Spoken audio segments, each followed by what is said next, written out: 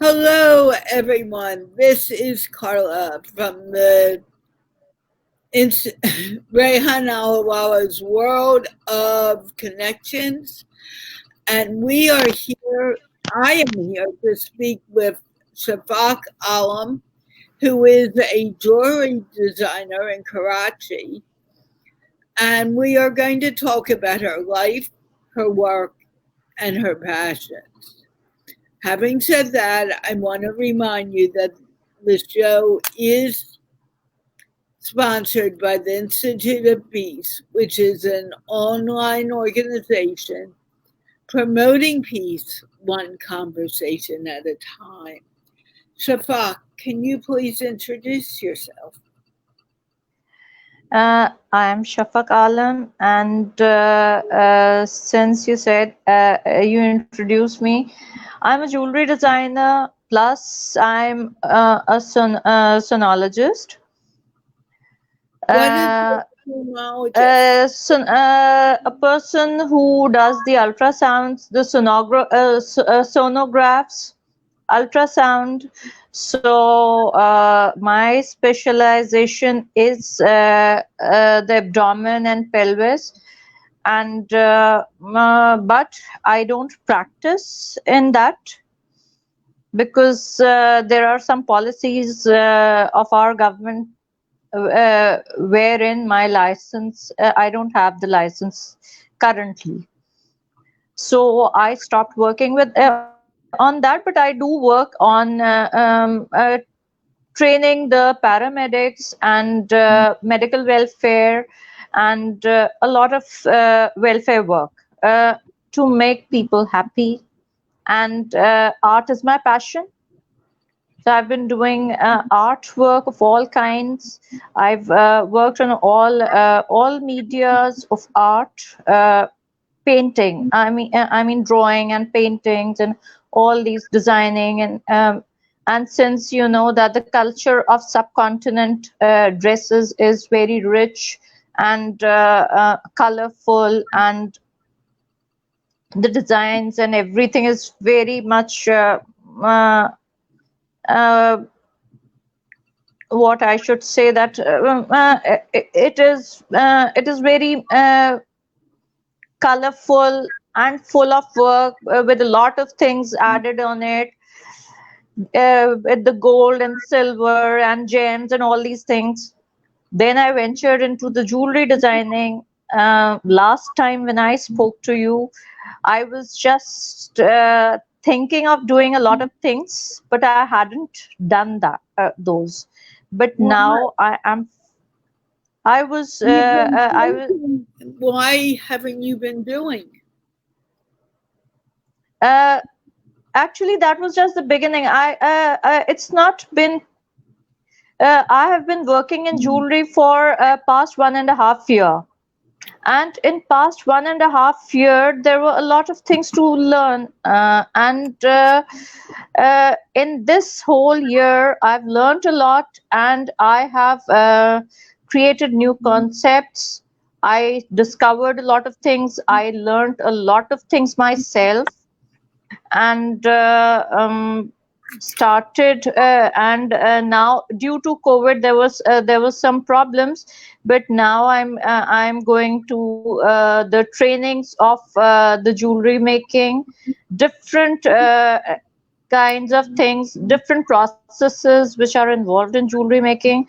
So I'm just teaching that, and I'm studying myself, and promoting the inter I mean what I am doing is just combining everything together and making something of my own, a brand of Pakistan. So that's what I'm doing, not the copying.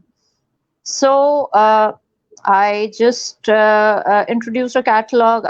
In Pakistan, there was no concept of whole platinum jewelry, so I introduced. I'm the first one to introduce the platinum jewelry with gems and diamonds. So and a lot of different things are going on.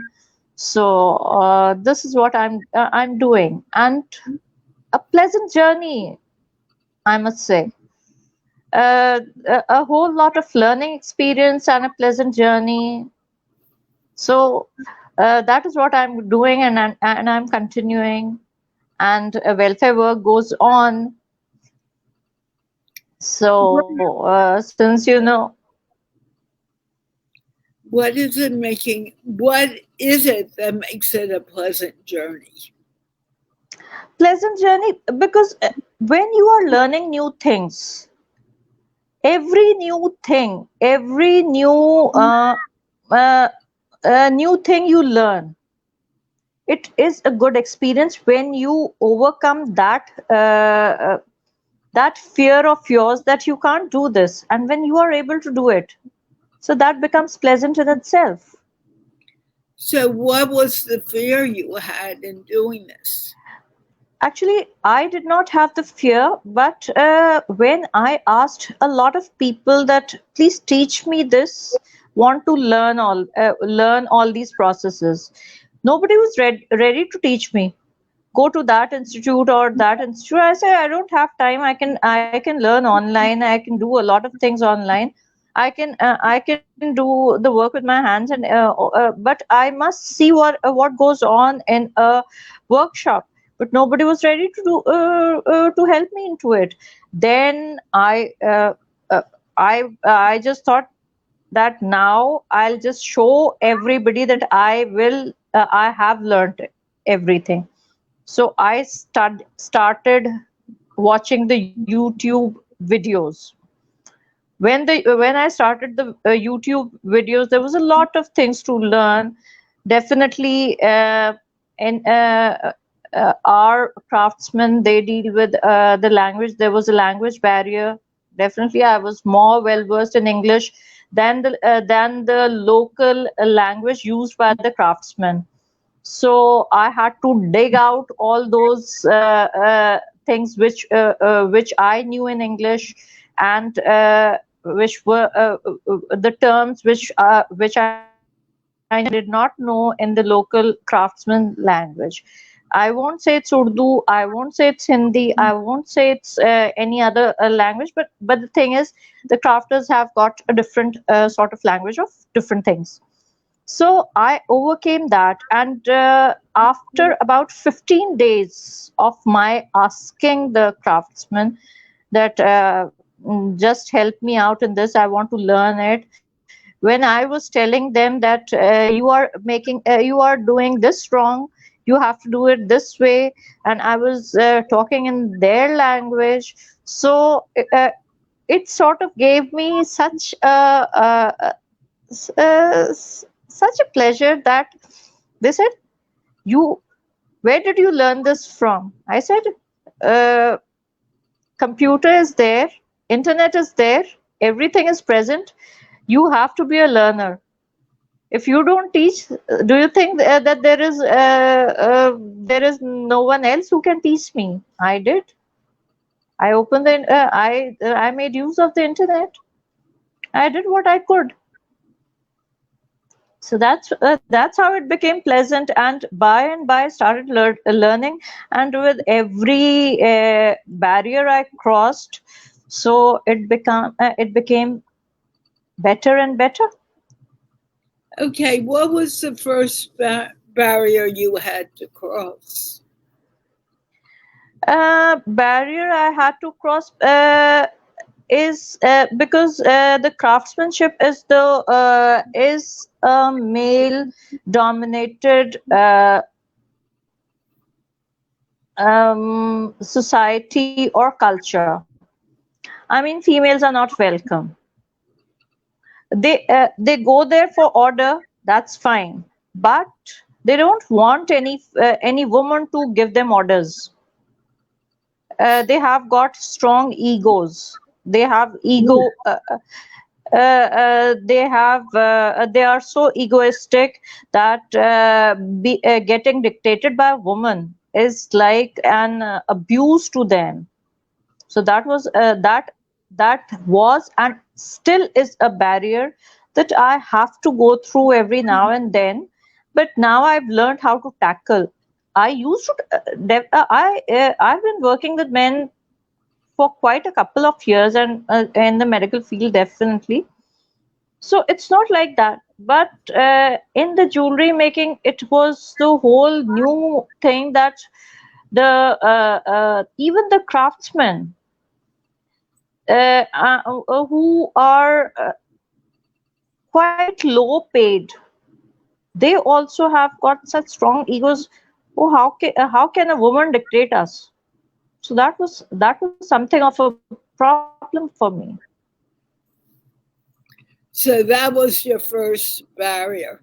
Yeah. What were some of the major things that help you get over that barrier? Uh, Money. How Money did you raise it? talkies. No, I what I no actually I just saw that I just started solving their problems. I just looked towards their problems, that what problems they have. And when I started solving the problems, then things became a bit easier for me. Okay, That what? oh Yes, because they were short. They did not have basic things. They were short of a lot of things. They were paid less. So when they were making my things, so definitely they were paid more. I paid double the amount they asked. So then I brought them to the comfort level first. That I did not scold them much. But still, I had to be firm, but I was helpful towards them. How did you And break? How did you break that barrier? Did you pay them? I You broke the said barrier by money was helping them, by funds. helping them, by helping them How did you in help? their problem. Uh, some for some the medical help, for some problem with their children's education or anything else. Anybody got sick, so I used to just paid their hospital expenses and things like that. They were short of something, so I paid for it. So these were the small things which I had to do, which I did. No, actually, it wasn't by force, because I was into welfare, and I was doing all these things previously. So definitely, if, people are working for me, so I had to take care of these things. But definitely after all this, they started listening to me, and they really they taught me a lot then.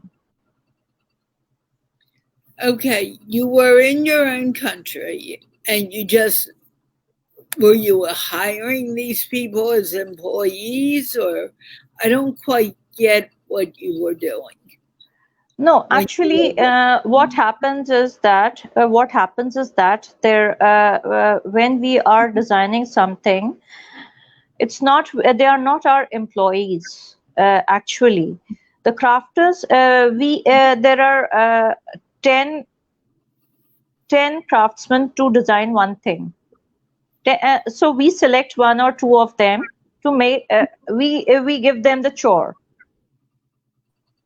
and it is just the project to project basis thing, that I'm giving them this work to make, and the person asked me for that he asked me that he wants 100 rupees or 200 rupees, so if they ask me that they need they'll make that thing for 100 rupees, I said I'll pay you 200, but I want this thing to be top of the line.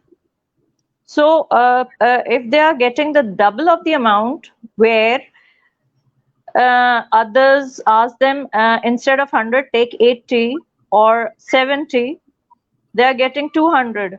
So that was a better option to do.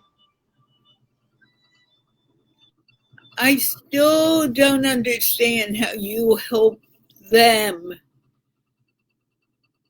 Because they would, you would give Because them.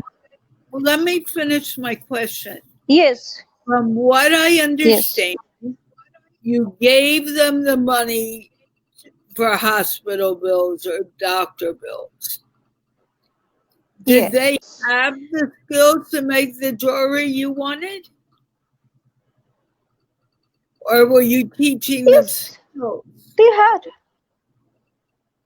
Because you No, said, they were already skilled. They are already skilled. They are too good, but but definitely they don't. They are poor. That's the main thing. Poverty is the biggest thing. They are poor. When something happens, they won't ask, but definitely they face problems. They think that uh, basically things are not that good for the poor in everywhere in the world. I must say, right. for poor there is no place in the whole world. So if we help them out, so definitely they do think good that someone is there to help us out. So that was just something of a good thing. I think And I'm a little confused. Um, okay, were you hiring them to design jewelry? to make jewelry, designing was mine. I was designing the jewelry because definitely with the metals they have to be melted at a very high temperature. It is and the working place is not an easy place to sit and work. So we hired them to make our jewelry piece by piece. And whatever, if I have to get a ring made, I will give them, I will ask them, what will you charge to make this ring? So if I'm giving the metal, I'm giving the money, I'm giving everything, but for the making, to make it in the complete form, so whatever they ask, we have to pay them. Otherwise, that whatever they ask, so they are given less. But my practice is that if they ask for more, I give. If they ask for anything, I give them double the amount because So I'm also making it for selling. If I'm making profit over anything, so why shouldn't I share it with the ones who are making it? I agree with you. I'm just trying to figure out what you were a little confusing. And I'm trying to be clear on what you did. So let me go back a few steps to make sure I understand what you're doing. You wanted Okay. to start a jewelry business, right? Yes. Yes. And you needed people to help you, to help you make the actual jewelry. Yes. You did the design, and they did that. They made the actual jewelry. So Yes. you said that you were paying them. You were paying them for their work. They were working for you, correct? Yeah. Yeah. How many people did you have working for you? Um, I mean, one process, when we make one thing like a ring, it goes in 10 different hands. 10 different people work on it. You're kidding. I never knew that. Why do Yeah, you need? even I did not know. Even I did not know that because it's all handmade. So even I did not know that it goes through so many processes. I mean, from 10 to 32 people make one item of jewelry. So that is why it's expensive. Because every person has got different thing. Every person, every crafter deals with a different process of the jewelry making. So many processes which are in it, and where till from the pencil till the finger, this ring reaches at least 10 hands to make it. Okay, I get that now. So you hire them to do the work. Yes. And if they needed to go to the hospital or they needed to do something else, you help them with the money. Yes. Yeah. Which is very nice, and that made them happy. Yes. Okay, we're finally on track. So it doesn't matter the amount that you paid them, but you doubled. If they asked for $10, you paid them $20. Yeah. Okay. How long did it take for them to make a ring? So today I gave my crafter a ring, and I want it by Friday night. So I have to deliver it on Saturday. So today is Wednesday has begun, but I gave the order on Tuesday night, and I want it by Friday. Now it's his job that he has to get it done by Friday. Okay. So now you said for one person to get it done, but you also said that it goes through 10. Yes, but like I have a comfort level with one person who makes who understands my work. So all the processes, he gets all those processes done by himself. I mean, from different people whom I don't know, but he gets it done. And is it really expensive for them to do that? Actually, it's not expensive for them to do that. They are paid very less. That's what troubles me. That why because jewelry is the luxury item. It's not a necessity. Right. I must say, it's a luxury item. So those who can afford to buy it, so they can pay for the workers also. So that's what I say. Why do you cut the cost of those who are making it? Share the profit with them. Right. Now, do you know how much you're going to charge for the job when it gets done? Oh yes. Done? Oh yes. Because I know, like, I have, well, these 3 rings I've had for a long time, and when I got them, they were extremely expensive. Yes. How can you figure out what it's going to be before it's actually done? Actually, because we have to calculate different things. First of all, the metal. First of all, the gems, because because the ring I have to make is in 2 gems, and both are towards the expensive side. So definitely, when we calculate the cost, and as far as I'm concerned, I have a brand of my own, and my specialty is I don't repeat my own designs. Whatever I make once, it won't be made again at any cost.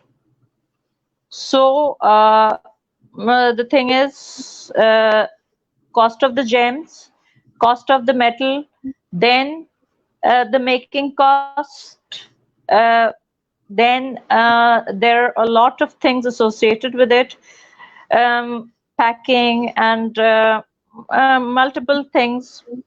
So the making has all the processes in it. So it goes to different hands. So the making has different some amount goes to each and every person. So the thing is, when we take out that cost, after that, definitely for a branded item and for a special for a personalized thing, then you have to pay more, because definitely if I am designing something as per your demand, and I'm designing it exclusively for you. So I am I am putting my time in it.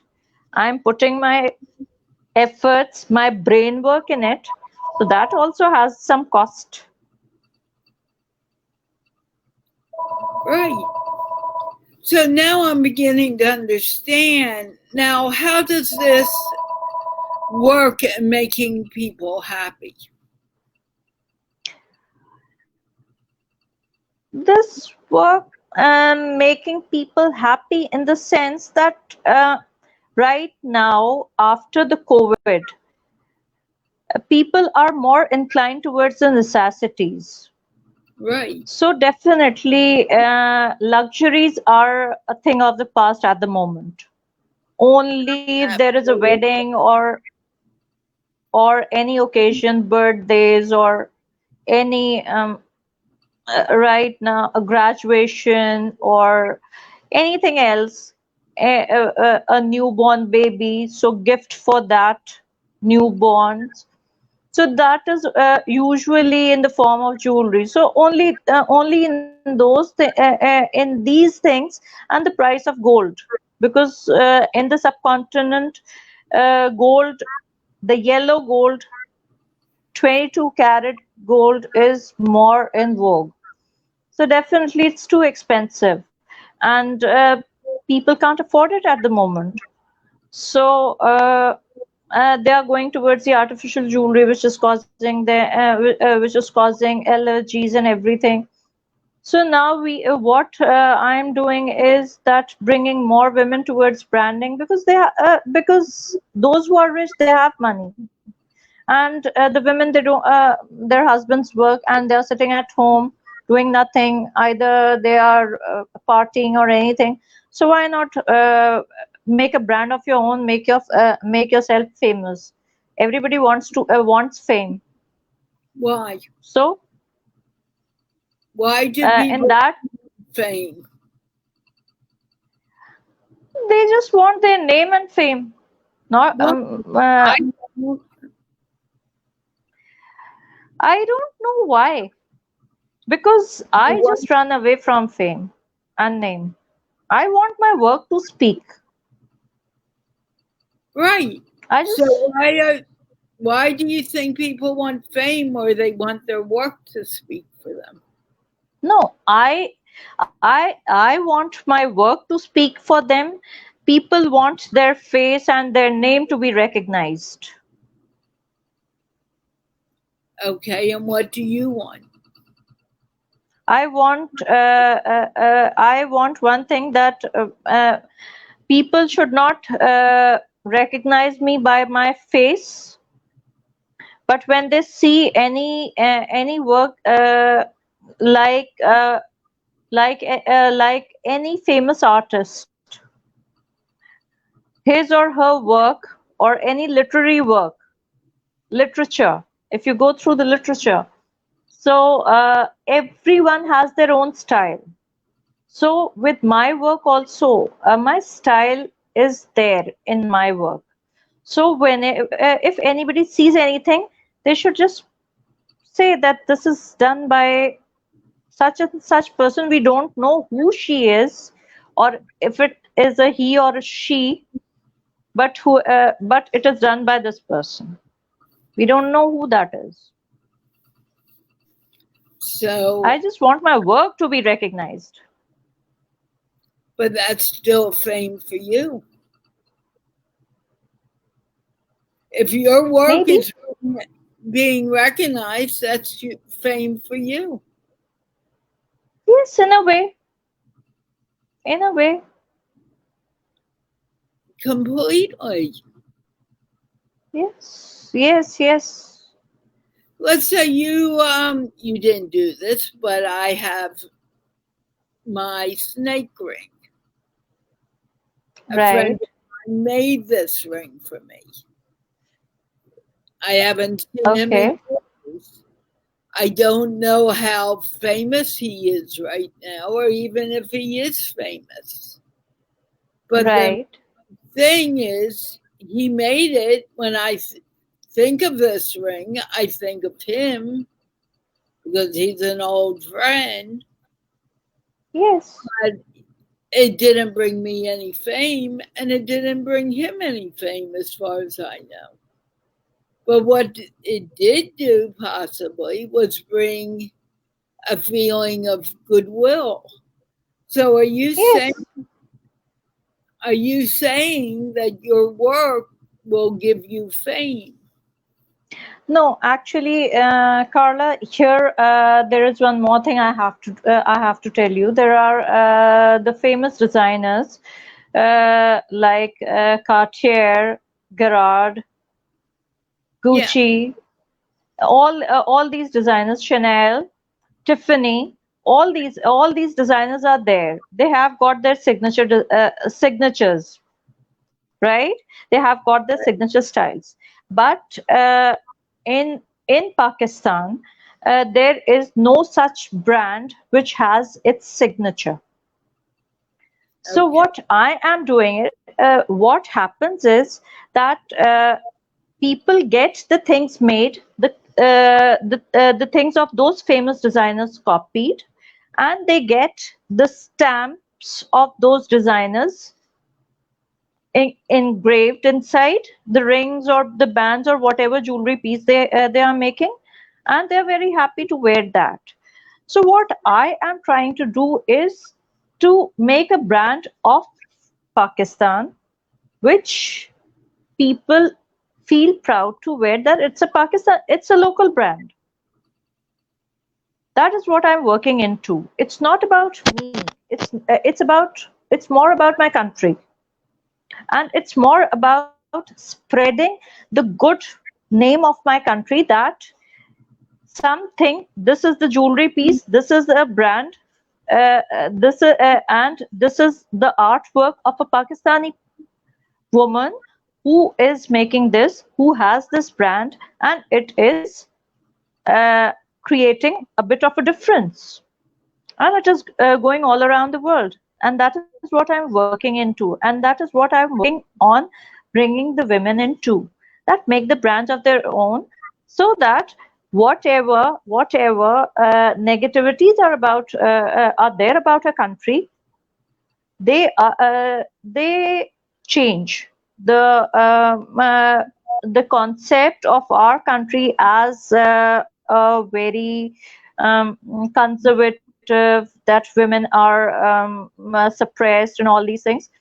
This goes away. So that's what I'm doing, that rather than copying those famous designers, what they must recognize their own people's work, and be proud to wear it, and send this and definitely create a market internationally, because that will this is also a way of spreading peace, because peace is through the artifacts, also peace is through dialogue, also peace is through the good interactive sessions also.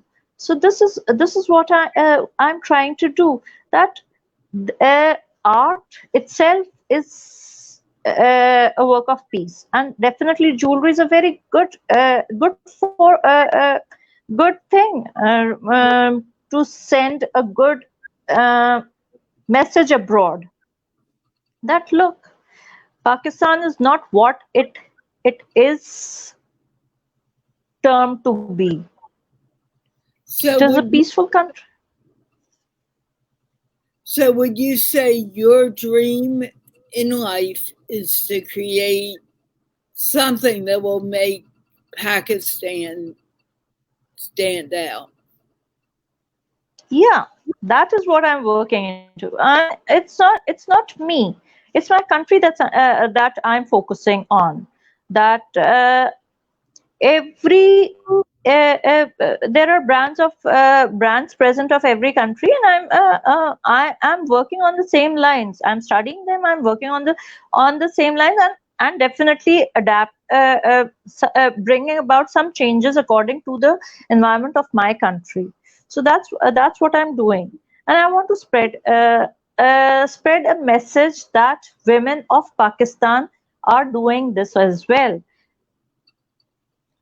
Now, how can we do that for the women of Pakistan? Many times they are not able or they don't want to do this. They're happy as housewives. How can we empower them to move forward? I think Actually, that's a very important question we were yes. talking about earlier. Yes, like in uh, like we are doing, I design the bridal dresses also, and The sari so or dress? Saris bri or as far as the women are concerned, they are all even from home they are working. They are working on different things. I mean, either they are teaching the children, they are giving home tuitions, they are stitching clothes, they are making different stuff, they are making baskets, they are making a lot of things. And there is one lady who's making the chocolate baskets giveaways. The chocolate baskets. I had an interview, and I went there and I got a very beautiful platter full of decorative items and a lot of chocolates stuck on it, and it was such a beautiful thing. So the women, even from home, they are working like this. And as far as when I'm working on this jewelry, there are 2 3 processes which women can work easily from home, right? so how So they are not just housewives, they are doing a lot of things from home, but they actually and they are helping out the men. Many women, they have left the jobs just because they don't have time from the tuitions which they have students coming to their places, or they are teaching online. So they are doing a lot of things from home. And especially since I'm living in Karachi, so over here the students start working. so So how uh, uh, either they are girls or they are boys. Like even when I was a student, I used to teach small children, my and question go on. took care of my expenses. My mother was a principal in a school, and she took care of the household as well. And And then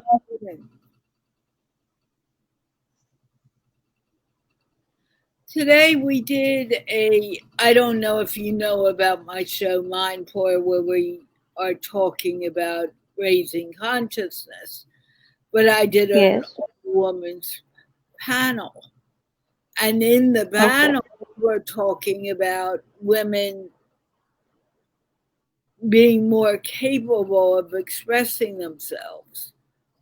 Someone Oh wrote yes.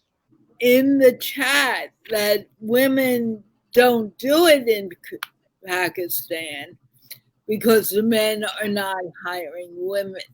So, what can we do to empower the women to feel more comfortable about coming Actually, and working? Actually, it's the other way around. What happens is that there are several places, I mean, uh, more places where they prefer hiring women than men because women are happy with what they get.